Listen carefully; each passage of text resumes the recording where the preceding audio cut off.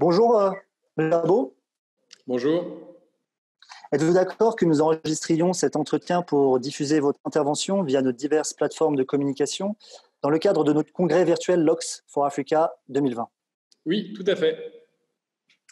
Alors pour commencer, veuillez décrire votre travail et son potentiel impact. Alors moi, je suis le directeur exécutif du Fonds mondial pour le développement des villes, FMDV, qui est un réseau mondial de collectivités locales qui a été initié par les membres de CGLU et de Métropolis afin de promouvoir et de développer des solutions de financement et d'investissement pour les territoires urbains. Donc nous travaillons dans ce sens avec l'ensemble des acteurs du financement, que ce soit les collectivités locales, leurs groupements, les ministères, les bailleurs, les investisseurs, afin de définir des approches et des stratégies qui ont un impact global sur le financement des collectivités locales et du développement urbain. Merci. Votre expérience, quels sont les obstacles majeurs et les opportunités pour financer les infrastructures plus durables et résilientes au climat dans les villes africaines? Alors ça, c'est une question qui est quand même assez complexe parce que le problème est global.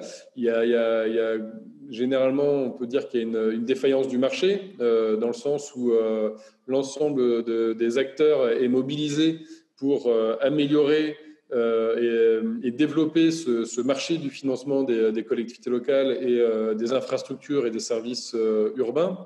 Mais malgré cette volonté globale, on voit qu'il y a des points de blocage. Et les points de blocage sont multiples. Donc c'est compliqué de les résumer, mais les principaux sont au moins un manque de capacité de prévoir et de formuler les besoins d'investissement au niveau des collectivités locales, c'est-à-dire de présenter des projets qui soient viables financièrement et avec des solutions techniques durables et bien identifiées. Il y a aussi l'environnement général dans lequel évolue le marché du financement des collectivités locales au niveau national des pays africains, où les politiques de décentralisation, les politiques d'autonomie financière, les politiques de diversification des sources de financement ne sont pas clairement définies et ne permettent pas à des collectivités locales de développer des stratégies qui soient diversifiées sur les sources de financement, mais aussi pour les investisseurs d'investir dans des bonnes conditions qui aient toutes les garanties et la sécurité pour le faire. Et enfin, je pense que le dernier point, si je dois en citer trois, est le manque de dialogue entre les acteurs, c'est-à-dire que le financement doit être vu comme un écosystème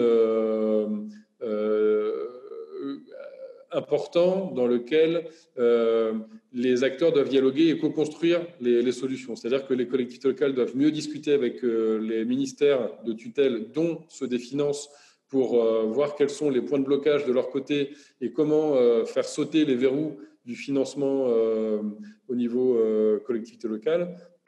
Les collectivités locales doivent mieux discuter avec les bailleurs de fonds et les bailleurs de fonds avec les collectivités locales pour mieux comprendre quels sont les besoins, à quel niveau d'intervention sont attendus les bailleurs de fonds, que ce soit en études de préfaisabilité, donc très en amont, que ce soit sur les garanties, que ce soit sur les subventions en préparation de projet, par exemple. Mais également, les États doivent mieux discuter avec les bailleurs pour développer des stratégies nationales pour financer le local. Et enfin, discuter également avec le secteur privé afin de voir également comment améliorer les partenariats de financement entre le public et le privé, que ce soit au niveau local ou national. Donc voilà. Donc, il y en a énormément d'autres, mais ceux-ci sont en tout cas les principaux freins qu'on peut voir en Afrique actuellement. Face à la situation sans précédent de la Covid-19, comment, d'après vous, évolueront ces obstacles et opportunités? Là-dessus, l'obstacle majeur post-Covid va être de réorganiser l'espace fiscal dans lequel évoluent les collectivités locales, parce que les États ont subi des pressions fiscales et budgétaires énormes et vont subir des pressions sans précédent. avec des rentrées fiscales moins importantes, avec des financements non prévus à engager. Et donc forcément, les collectivités locales vont subir de plein fouet ces restrictions budgétaires nationales au niveau local dans les dispositifs de décentralisation financière. Ça, c'est une chose. Mais également au niveau local, de par le ralentissement économique connu par la majorité des territoires africains, le recouvrement de la fiscalité va être amoindri. Et je pense aussi que ça va être d'autant plus difficile pour les maires et les responsables politiques locaux africains d'aller solliciter le paiement de taxes alors que nous sommes dans une période compliquée post-Covid. Donc ça va être un des défis importants. Le deuxième, ça va être de rassurer les investisseurs sur la viabilité des projets qui vont être présentés par les collectivités locales. Et en termes d'opportunités, je pense par contre que ça peut permettre de renouer un dialogue constructif entre les acteurs locaux, centraux et les bailleurs de fonds pour définir des dispositifs et des stratégies pour accompagner la phase de relance post-Covid.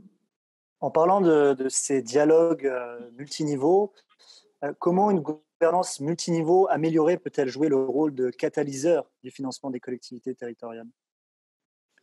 Mais comme je vous disais tout à l'heure, je pense que le dialogue proactif, c'est-à-dire que constructif entre collectivités locales et gouvernements centraux sur des politiques allant dans le sens du financement et de l'investissement des collectivités locales, ça peut être que positif et constructif.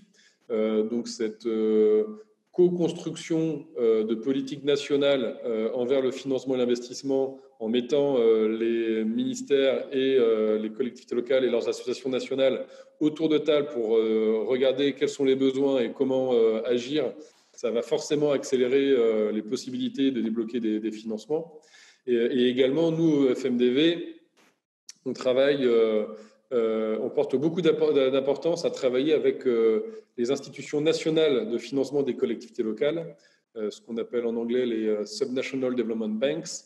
On parle beaucoup aujourd'hui des National Development Banks, mais celles qui sont dédiées au financement des collectivités locales, comme par exemple au Cameroun, on a le FECOM, au Maroc, on a le FEC, dans une dizaine de pays, il y a des institutions dédiées au financement des collectivités locales, et dans d'autres, certaines NDCs ont des National Development Banks ont des mandats aussi de très règle locale, comme par exemple DBSA en Afrique du Sud.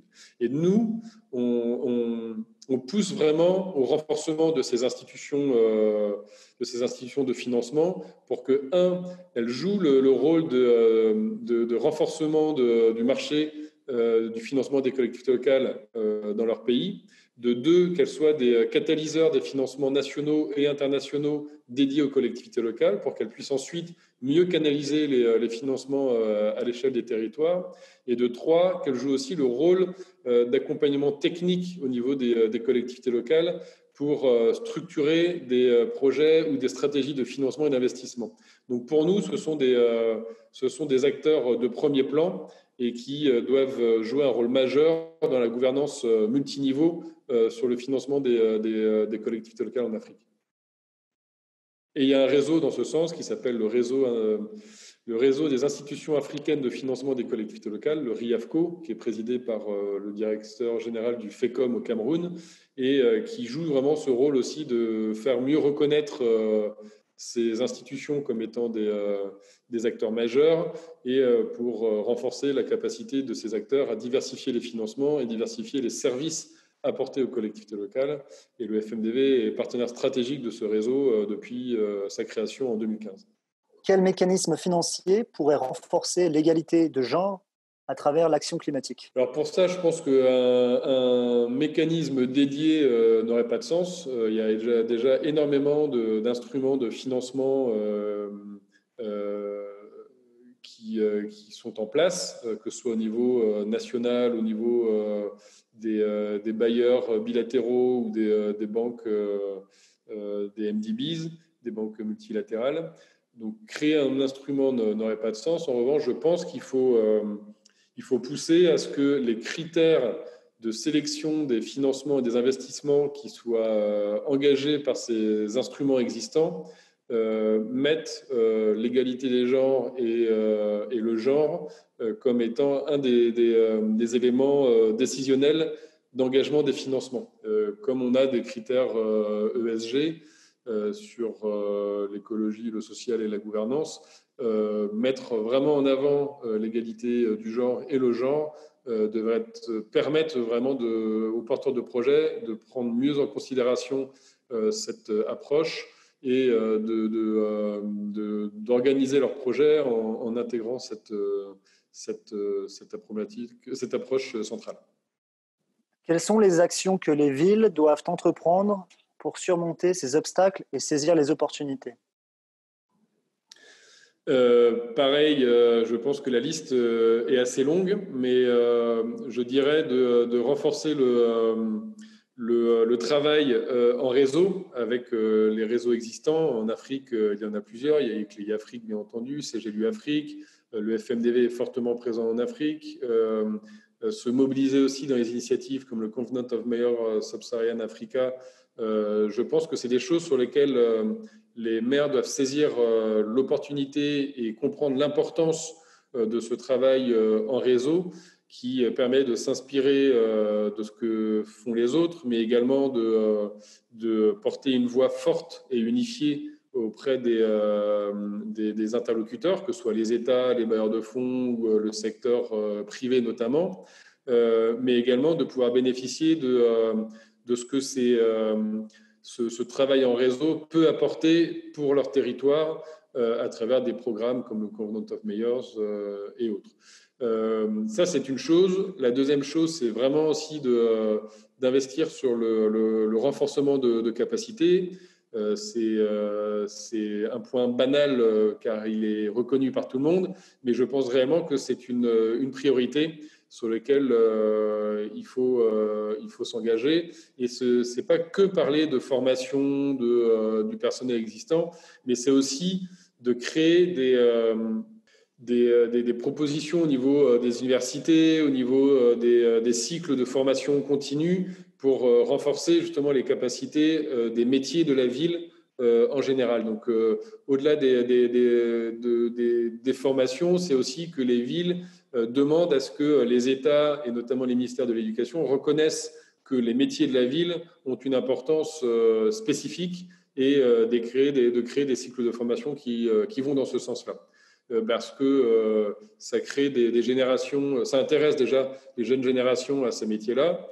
Ça permet également de créer dans le long terme des acteurs qui peuvent ensuite contribuer au métier de la ville et particulièrement au métier du financement de la ville.